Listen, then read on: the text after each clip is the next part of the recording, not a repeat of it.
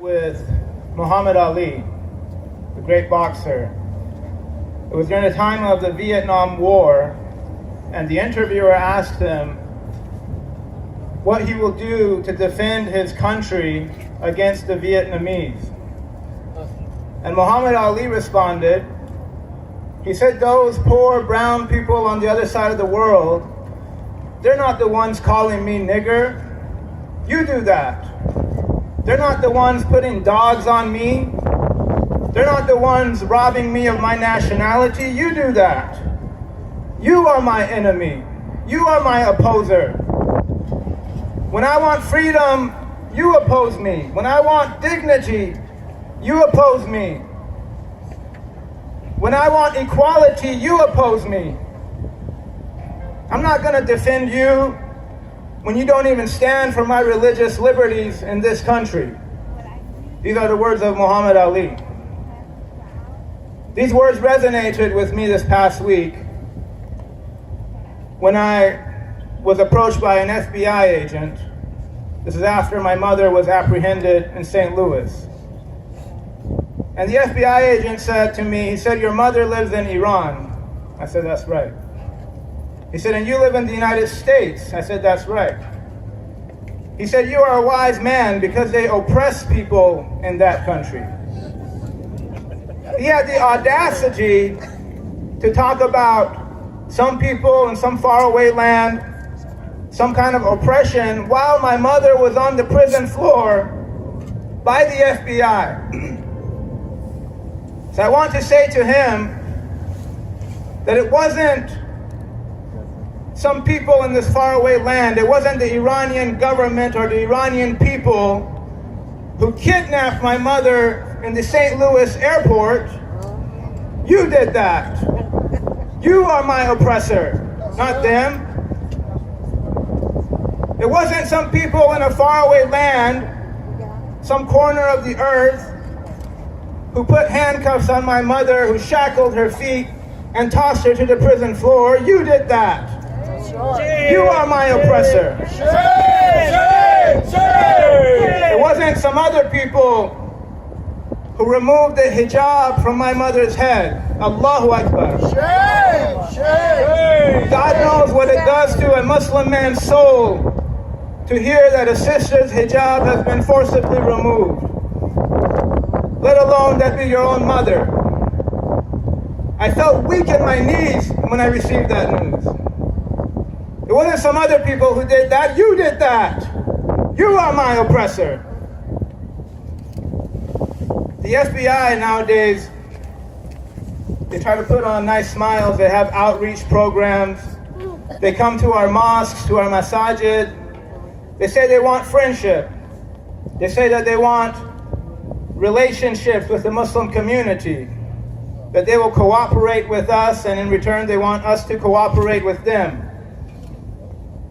How can I befriend you when all the while I continue to be your target? You can't have it both ways. How can I trust you when at the same time you are conspiring against me and you are conspiring against my family? You can't have it both ways. Why do you expect me to shake your hand when you are trying to rob me of my dignity and my liberties?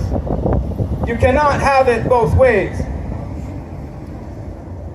You know, in the Black Lives Matter movement, we're making strides.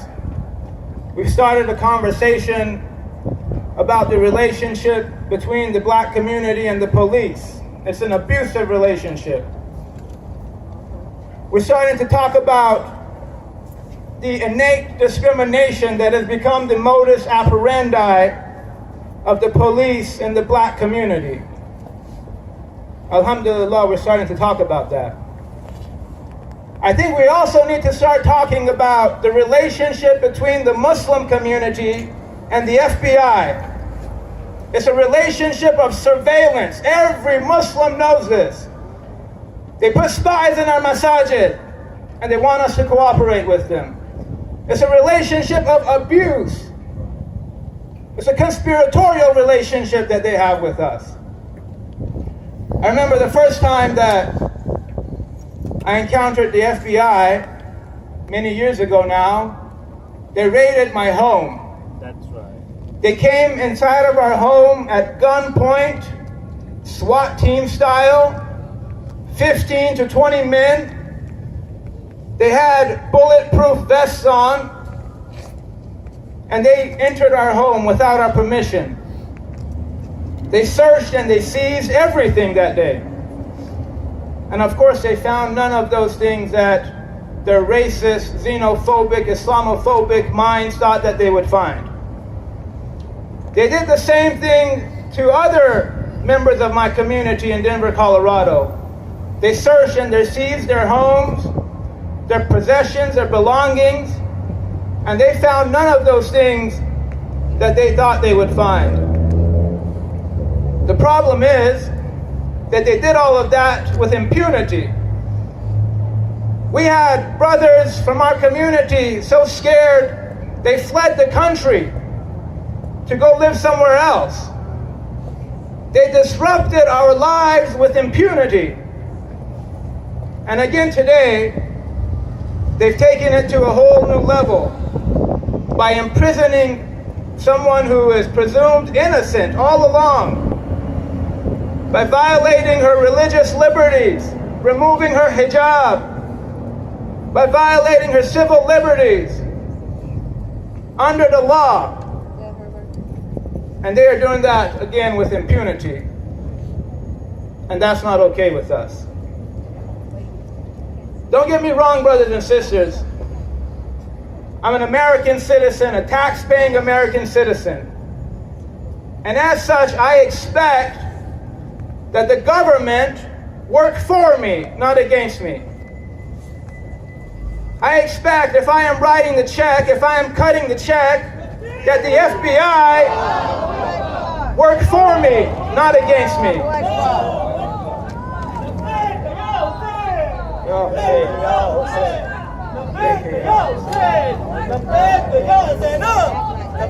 Shame, shame USA for what you did to Marzier. Shame, USA for what you did to Marzier. لبيك يا زينب. لبيك يا زينب. لبيك يا زينب. لبيك يا زينب. لبيك يا زينب. لبيك يا زينب. I ask God Almighty to protect us from these ignorant people, and ask God Almighty to hear our complaint today. And I ask Him to answer all of your prayers, inshallah. Assalamu alaikum wa rahmatullah.